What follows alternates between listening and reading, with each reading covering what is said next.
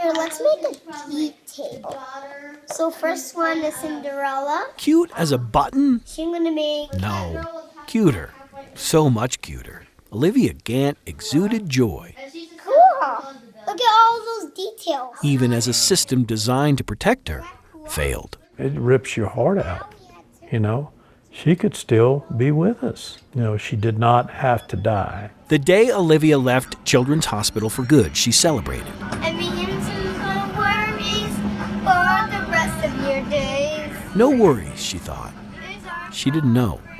A hospice nurse noted, very happy that she's going to a nicer place where there will be no more owies. It's heartbreaking.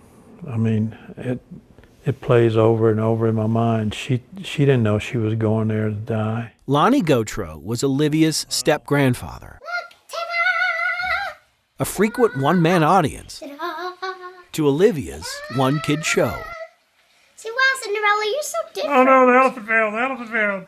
Help, get the elephant. He can watch these videos over and over. I begin to go worries for the rest of your days. Not this one, though. Not knowing what he knows now. They put a child in hospice to starve to death.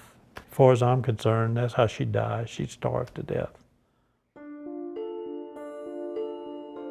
That was 2017, but this story begins years earlier when Olivia's mom, concerned about Olivia's digestive problems, moved the family to Colorado just to be close to the world-renowned Children's Hospital.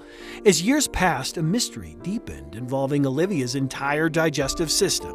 In 2014, children's doctors began placing all sorts of tubes into Olivia's body to help feed her and help get rid of waste. You can see why Children's used Olivia in its promotions and fundraisers. The cake she made with Miss Colorado netted hundreds. Can you whistle? 1,000 visits and 25 surgeries later, Make-A-Wish came calling. Today, her wish came true to become a firefighter. And Kelly Turner, her mom, told us her daughter was going to die. She's in intestinal failure, and we don't know how much longer she has. Terrible and tragic. But was it the truth? Olivia's medical records show staff here at Children's had suspicion, had doubt, which quietly culminated during the final month and a half of Olivia's life. You didn't know that there were some staff members that were starting to question some things? No, not at all.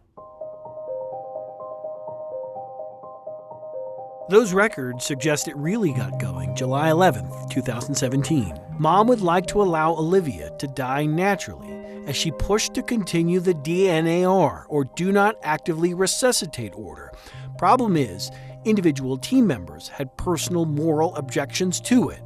One doctor had a conscientious objection to the DNAR and refused to sign it. 2 weeks passed. Mom wanted more. Kelly is intending to pursue discontinuation of artificial nutrition, known as TPN. So TPN is total parenteral nutrition, so it's essentially IV nutrition. University of Chicago pediatric medical ethicist Dr. Kay Sarah Hohen says what Mom wanted was clear. Stopping TPN in someone who is TPN dependent is going to lead to certain death within weeks. As the ethics team considered if it was ethical to discontinue TPN, it said it needed to consider Olivia's quality of life. July 28th, a nurse noted, Olivia is sitting up in bed playing her video games. July 29th, Olivia was happy and polite. July 30th, playing her games and watching shows. August 1st, the ethics team noted, Mom's descriptions of Olivia do not always seem consistent with the team's observations. For the first time in writing, the team mentioned the possibility of medical child abuse, a term to describe a parent who pushes unnecessary medical care. That day, Olivia appeared happy and comfortable.